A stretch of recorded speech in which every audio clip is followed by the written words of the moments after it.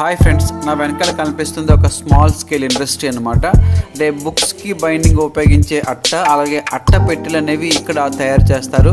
ఆ ప్రాసెస్ ఏ విధంగా ఉంటుందనేది ఒక వీడియో ద్వారా మీకు చూపించడం జరుగుతుంది. కాబట్టి లైక్ చేయండి, షేర్ చేయండి, కామెంట్ చేయండి, సబ్స్క్రైబ్ చేయడం మాత్రం మర్చిపోకండి. బెల్ బటన్ మీద టచ్ చేయడం ద్వారా మనకి ఇక్కడ కనిపిస్తుంది పేపర్ పల్ప్ అంటే పేపర్ తయారు చేసేసిన తర్వాత వేస్టేజ్ అనమాట. దీన్ని మనము ఇక్కడ కనిపిస్తుంది చూసారు కదా, దీన్ని వాటర్ తోటి మిక్స్ చేసి ఇక్కడ మీకు కనిపిస్తుంది చూసారు. మిక్స్ చేసిన తర్వాత ఆ వాటర్ ఆ కంటెంట్ బయటకు వచ్చేసిన తర్వాత పల్ప్లా తయారవుతుంది అనమాట. ఇంకా దీని నుంచి సో ఇక్కడ ఆ పల్ప్ లాగా ఉన్నటువంటి లిక్విడ్ నుంచి ఒక రోల్ అవుతున్నటువంటి సిచ్యువేషన్ కనిపిస్తుంది చూసారు కదా. ఒక హీట్గా ఉంటుంది అది. సో దాని మీద నుంచి ఈ లిక్విడ్ ముందుగా వెళ్తూ ఒక లేయర్గా ఫామ్ అవుతుంది అనమాట. మనకు కనిపిస్తుంది పేపర్ పైన ఆ లేయర్ మీద రొటేట్ అవుతున్నటువంటి పేపర్ అయితే మనకు కనిపిస్తుంది చూసారు కదా.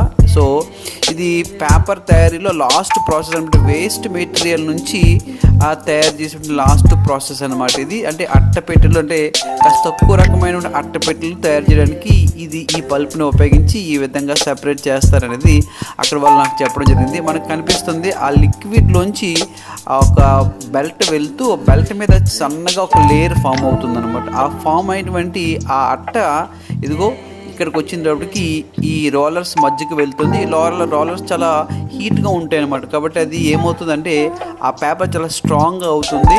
స్ట్రాంగ్ అయినప్పుడు దాన్ని వాళ్ళు కరెక్ట్ స్టేజ్లో దాన్ని సెపరేట్ చేసి పక్కన పెట్టడం జరుగుతుంది అనమాట. సో ఒక రకమైన వేస్ట్ మెటీరియల్ నుంచి వీళ్ళు ఒక బాక్సెస్ తయారు చేసేటువంటి ప్రాసెస్ అయితే మనకి క్లియర్గా కనిపిస్తుంది. అదిగో సో ఆ సన్నగా ఉన్నటువంటి లేయరు కొంతసేపు అయ్యేటప్పటికి స్ట్రాంగ్గా గట్టిగా ఎలా తయారవుతుంది అనమాట. దీన్ని బాగా డ్రై చేస్తారు వీళ్ళు. అండ్ ఎండలో పెట్టి డ్రై చేస్తే ఇది చేసిన తర్వాత దాన్ని మళ్ళీ సాఫ్ట్గా చేసిన తర్వాత దీన్ని రకరకాల షేప్స్తో కట్ చేసి మనం ఉపయోగించే బాక్సెస్ అనేవి తయారు చేస్తారన్నమాట. మనకి క్లియర్గా కనిపిస్తుంది ఇక్కడ. సో ఆ రోలర్ మీద నుంచి సెపరేట్ చేసేటువంటి ఒక షీట్ అయితే కనిపిస్తుంది చూసారు కదా. సో ఇటువంటి షీట్స్ని మనము చాలా స్ట్రాంగ్ అయిన తర్వాత బైండింగ్ ఉపయోగిస్తాం అనమాట. ఈ షీట్స్ పెద్ద లావుగా ఉంటాయి, అలాగే సన్నగా కూడా ఉంటాయి. సో ఇది వేస్ట్ మెటీరియల్ అంటే పేపర్ ప్రొడక్ట్స్ నుంచి తీసేసినటువంటి వేస్ట్ నుంచి మళ్ళీ ఒక రకమైన యూస్ఫుల్ ప్రొడక్ట్ అనేది వీళ్ళు ఇక్కడ తయారు చేయడం జరుగుతుంది అనమాట. ఈ యూనిట్లో, ఈ మ్యానుఫ్యాక్చరింగ్ యూనిట్లో. సో మనకి క్లియర్గా కనిపిస్తుంది. దాని నుంచి సెపరేట్ చేస్తున్నటువంటి విజువల్స్ మనకి క్లియర్గా కనిపిస్తున్నాయి.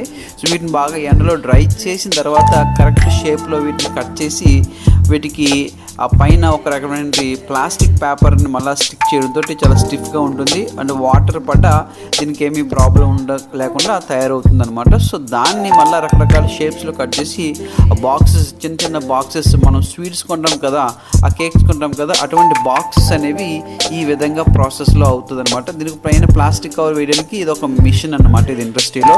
సో వేసిన తర్వాత ఇది ఈ విధంగా ఉంటుందన్నమాట. ఆ షీట్ ఈ విధంగా ఫైనల్ స్టేజ్కి వస్తుంది.